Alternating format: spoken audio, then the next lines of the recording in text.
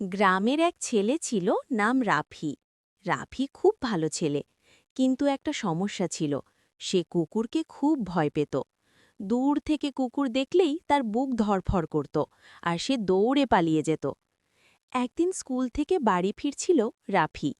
হঠাৎ একটা ছোট্ট কুকুর তার সামনে এসে দাঁড়াল। রাফি ভয়ে চোখ বন্ধ করে দৌড় দিতে যাচ্ছিল।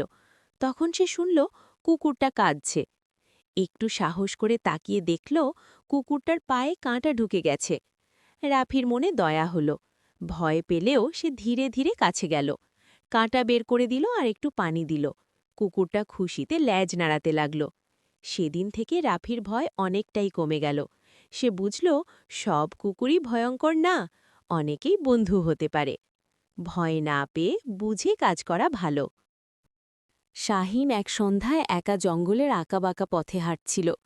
চারপাশে নিস্তব্ধতা আর গাছের পাতার অদ্ভুত শব্দ তার মনে ভয় ধরিয়ে দিচ্ছিল। হঠাৎ পেছন থেকে ঠান্ডা বাতাস বয়ে এলো। ফিরে তাকাতেই সে দেখল এক ছায়া মূর্তি ধীরে ধীরে তার দিকে এগিয়ে আসছে। ভয়ে তার বুক ধড়ফড় করতে লাগল।